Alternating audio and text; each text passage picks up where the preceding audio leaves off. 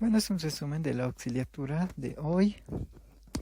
Esto de espacios euclidianos, esto ya hemos visto en colegio ya, claro que con otros nombres, o no directamente con este nombre, pero es casi lo que hemos llevado en colegio, ¿no? La mayoría lo que hemos llevado.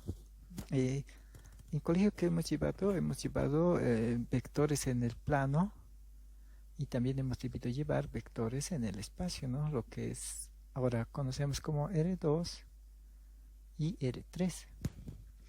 Esta idea lo podemos extender a dimensiones más grandes, ¿no? R4, R5, R6, R7, solo aumentamos una coordenada más, ¿ya? Entonces lo podemos ver todo como R2 y después solamente se extiende a más grande. Y solamente se extiende las dimensiones que necesitemos, ¿ya? Entonces, vamos a considerar dos vectores. Si yo tengo un vector U y un vector B, ¿cómo hacemos la suma? ¿Cómo yo realizo la suma? ¿Cuánto sería U más B? ¿No?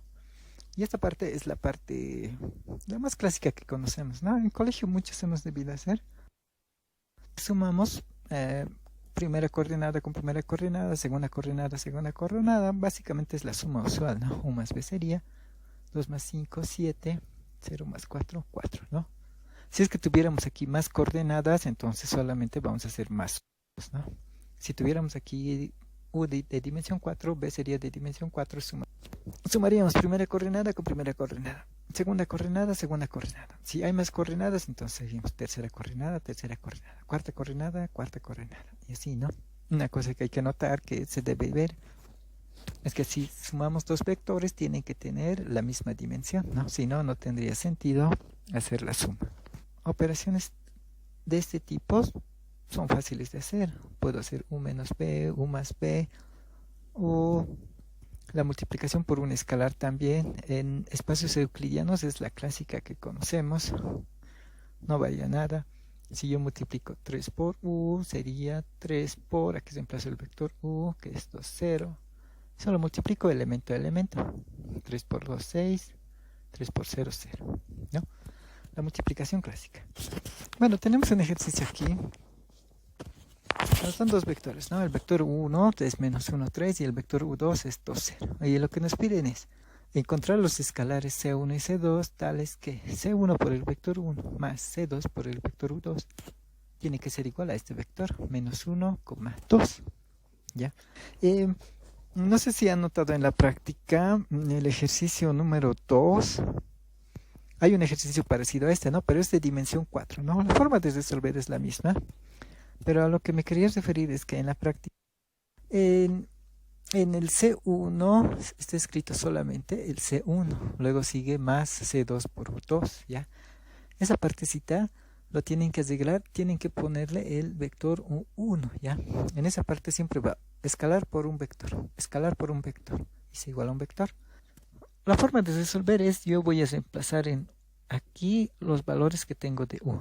En aquí voy a reemplazar mi vector que ya tengo, ¿no? O sea, todos los vectores que tengo los reemplazo aquí.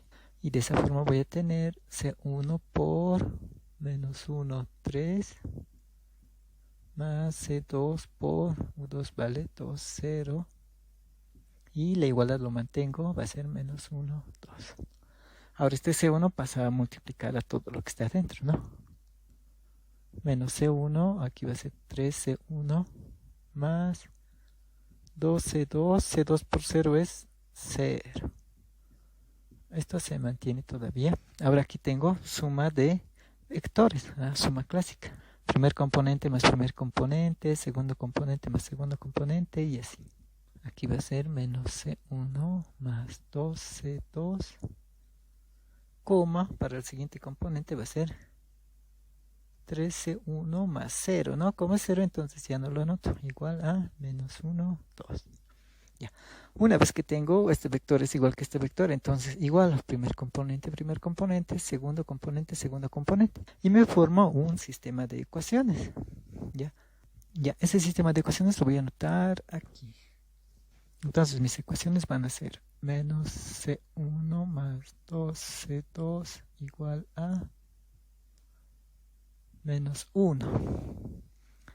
Y el otro es Entonces, digo, la primera componente con primera componente es esta ecuación de aquí. Segunda componente con segunda componente y es esta ecuación de aquí abajo.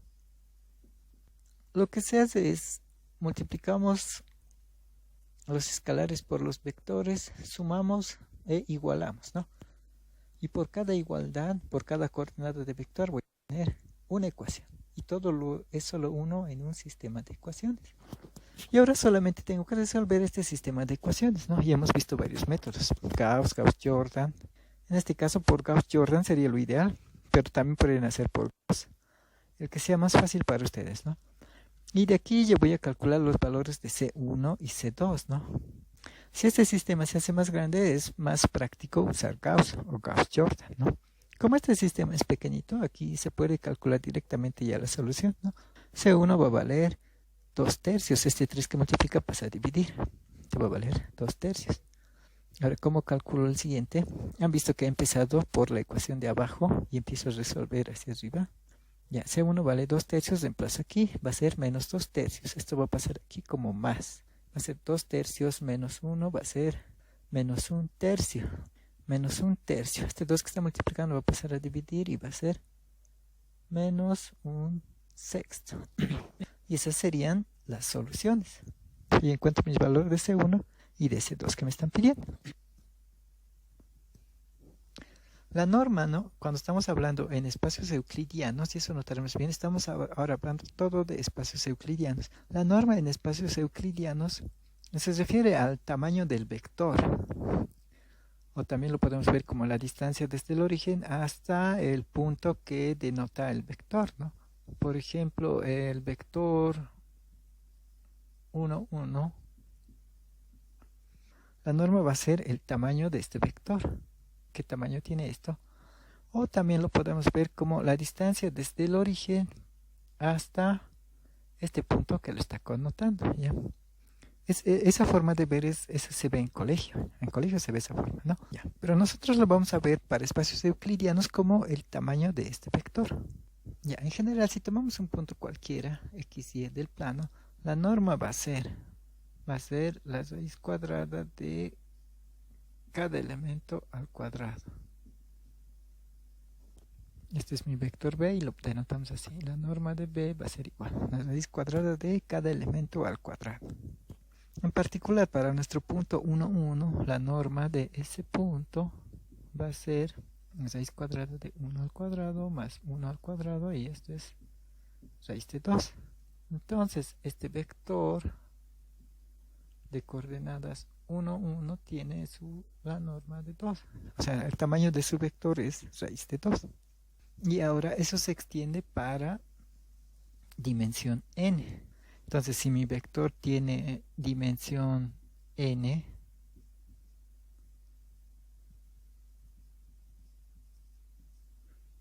y este va a ser mi vector b, ¿cuál sería la norma de mi vector b? Va a ser la raíz cuadrada de cada elemento al cuadrado. Entonces va a ser x1 al cuadrado más x2 al cuadrado más, y así hasta xn al cuadrado. ¿No? Solamente se extiende. Si lo entendemos, vamos a extender para dimensión n, ¿no? Y eso sería la norma. Bueno, voy a dejarlo anotado aquí, la norma, que lo denotamos así. Ya, no, esa sería la norma. Ahora vamos a hablar de otra cosa, de producto interior, no, del producto escalar. El producto escalar se da entre dos vectores. Ya. Y eso igual lo vamos a extender, ¿no? Vamos a empezar con dos vectores de dimensión 2 y luego eso después se extiende para dimensión n. Mi vector u va a valer 1, 2 y mi vector b va a valer 2, 0.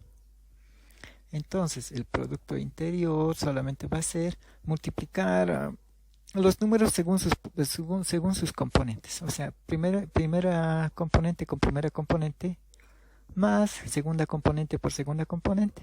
En este caso sería 1 por 2 más, siguiente sería 2 por 0, 2 por 0. Y entonces U producto interior B sería 2 por 1, 2, más 2 por 0, 0, no se anota, entonces el producto interior sería 2, ¿ya? Entonces veremos que el producto interior es fácil de hacer. Solamente multiplicamos la primera posición con primera posición, más segunda posición con segunda posición.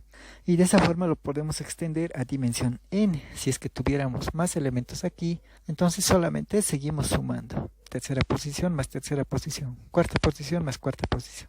Y así lo extendemos del tamaño que nosotros queramos. Y ese sería el producto interior. Y siempre es de esa forma. Primer elemento con primer elemento, más segundo elemento por segundo elemento, más tercer elemento por tercer elemento. Un caso particular sería que esto sí es que yo hago U por U. ¿A qué me refiero? Estoy haciendo producto interior U por el U mismo, ¿ya? Entonces ahí no nos tenemos que confundir. Y la forma de hacer, una forma puede ser así, ¿no? Como estoy multiplicando U, producto interior por el mismo U, entonces aquí yo un rato me copio el U otra vez, ¿no? 2. Y entonces solo hago como me dice la definición.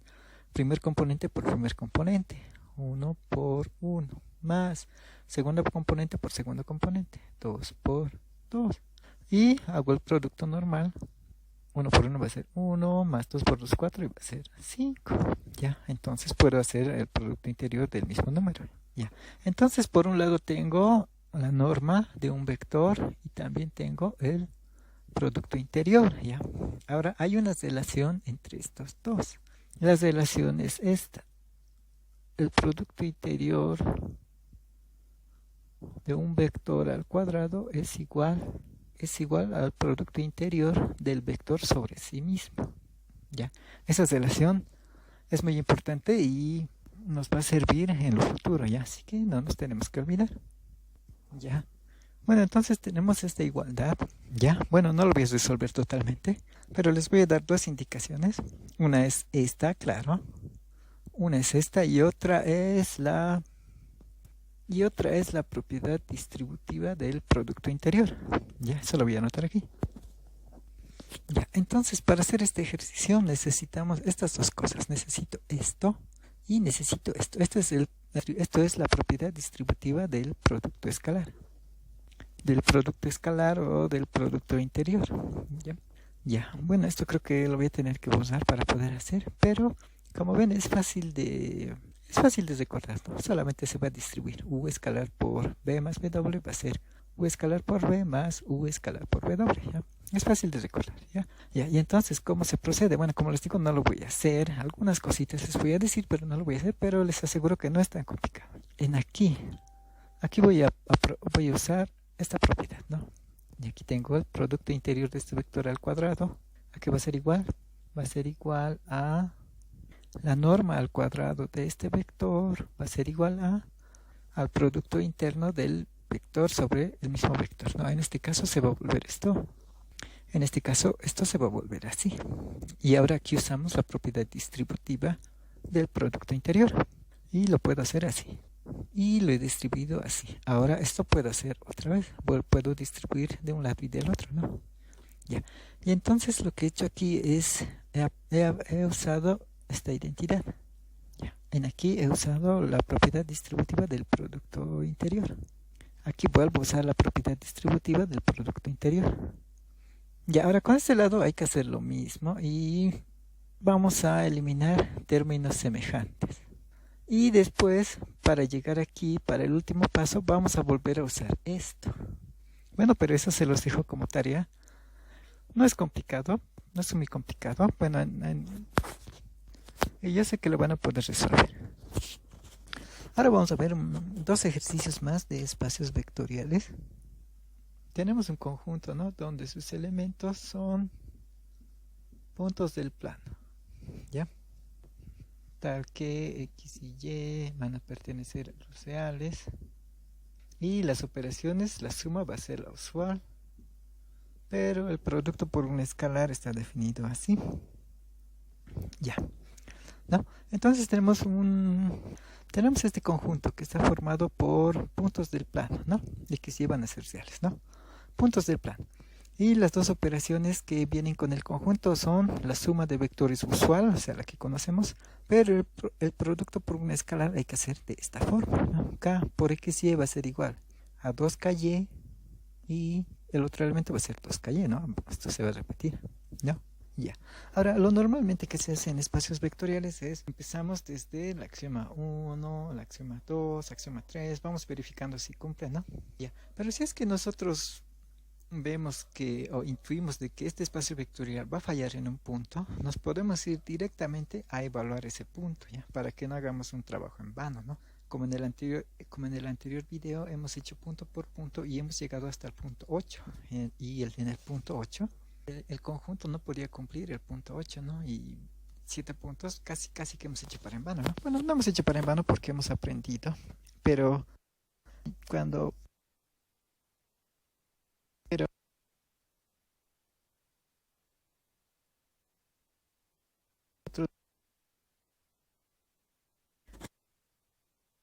entregar la práctica en un punto, no es necesario que copiemos todos los puntos que ha hecho bien para el último copiar el punto que ha hecho mal y decir no es un espacio vectorial, ¿ya? Si es que el conjunto ha fallado en un punto,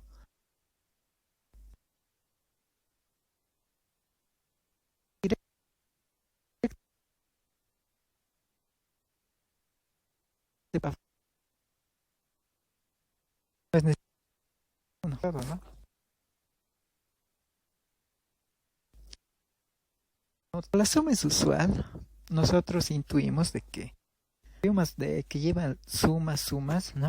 Y elementos neutros, que también es con sumas, van a estar bien, ¿no? Bueno, claro que hay que verificar, ¿no? Pero el que nos causa más susceptibilidad es este, porque es diferente, ¿no? Aparte que este X se pierde,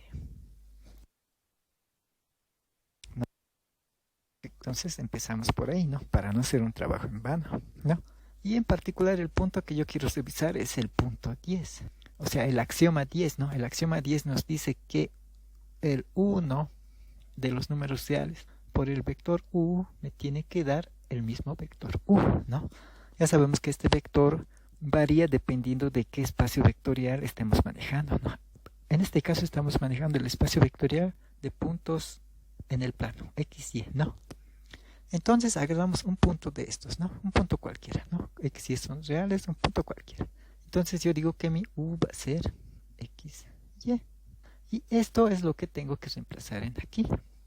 Bueno, reemplazo para verificar si cumple esto, ¿no? Entonces aquí yo tendría 1 por x, y es igual a u, hemos dicho que es x, y.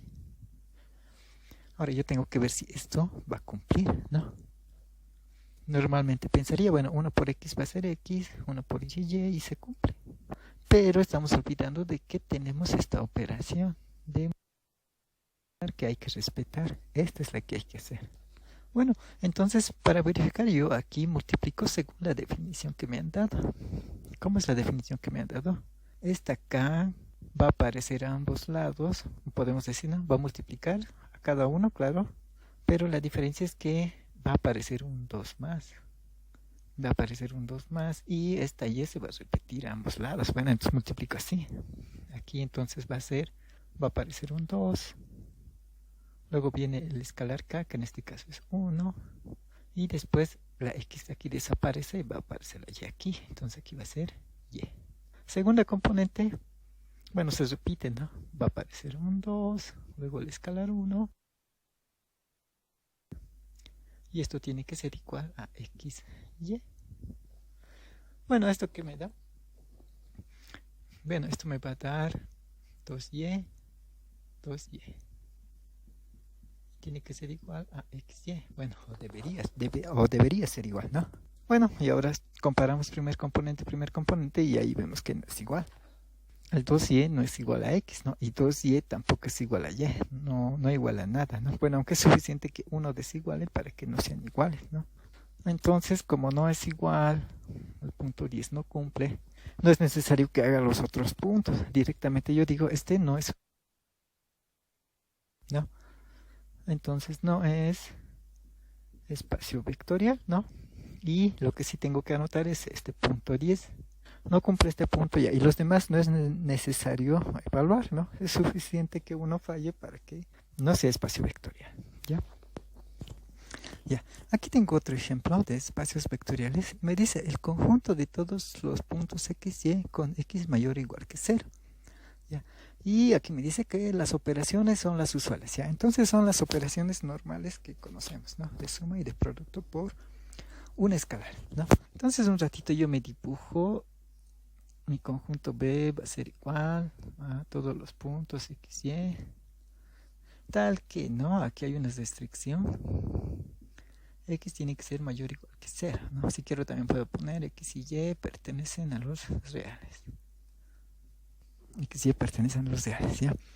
Ya, aquí vemos que la operación se corta, ¿no? La operación es la operación usual. Suma normal, producto por un escalar normal, ¿ya? Pero notemos este detalle. En este conjunto, este elemento siempre va a ser positivo, o 0. Siempre va a ser positivo. Nunca va a ser negativo. Dice, si yo tomo un escalar k, ¿no? Este escalar k ya sabemos que viene del conjunto de números reales. Y un escalar u, este u viene de aquí, ya, viene de ahí. Pertenece a B. Entonces, K por U tiene que estar en B. K por U tiene que estar aquí, forzosamente, tiene que estar, ¿ya? Así que tiene este U que hemos sacado de este B. Es que es un punto del plano, ¿no? Pero su coordenada X siempre es positivo o 0. Siempre es positivo. Siempre es positivo y siempre es positivo. Tiene esa característica, ¿ya?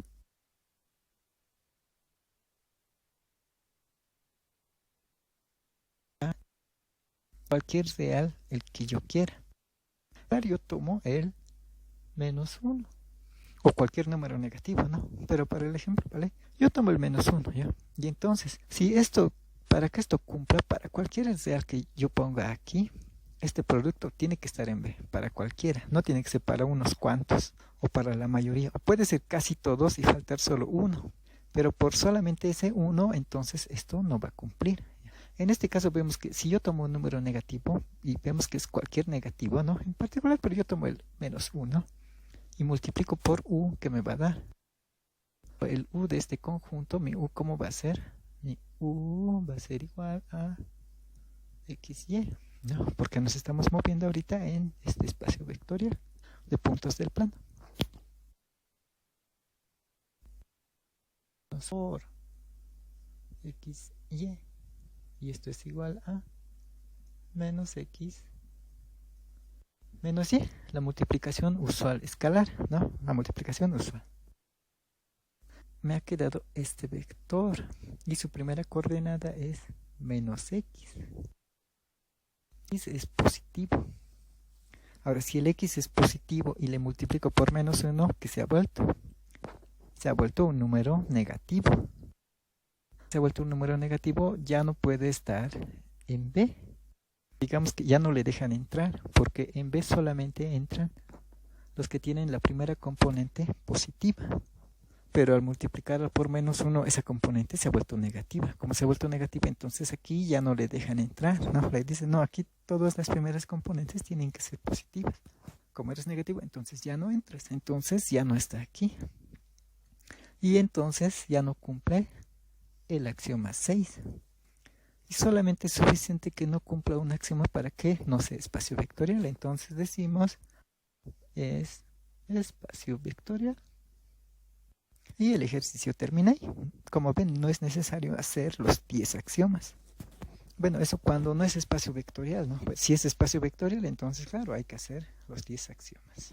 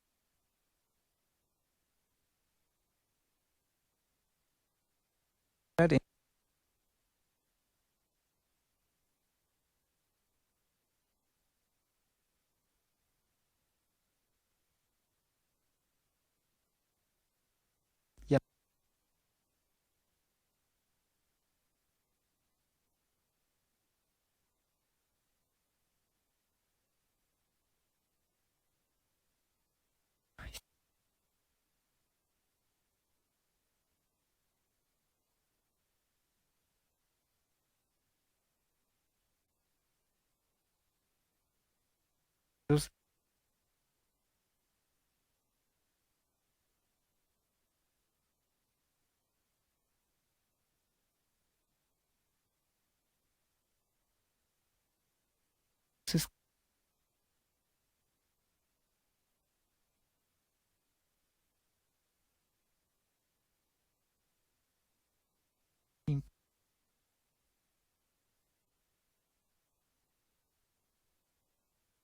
todo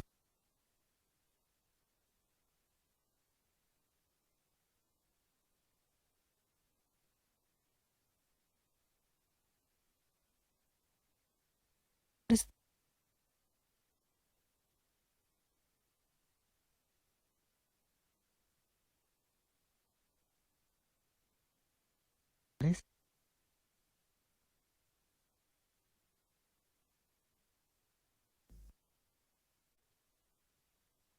de esto,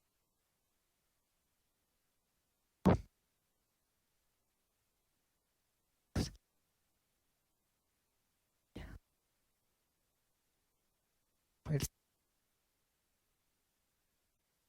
aquí. Entonces,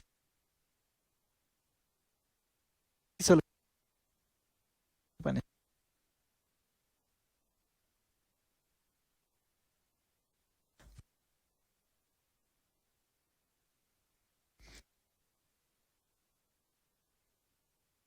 poner entonces, y sí, y el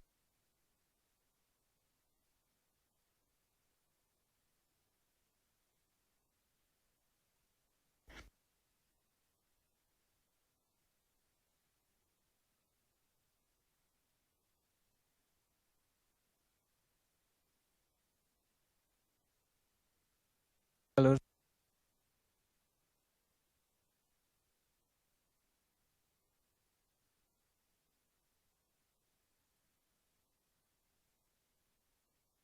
no me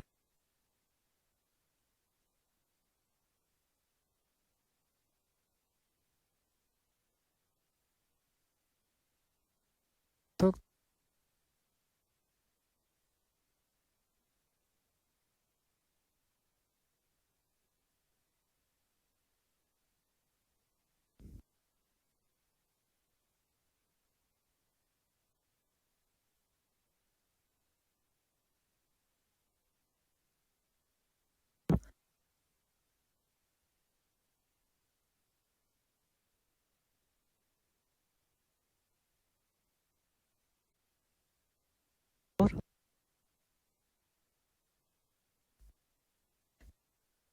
podría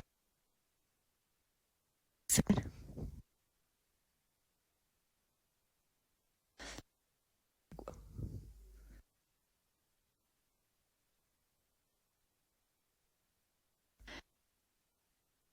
Y lo demuestro así.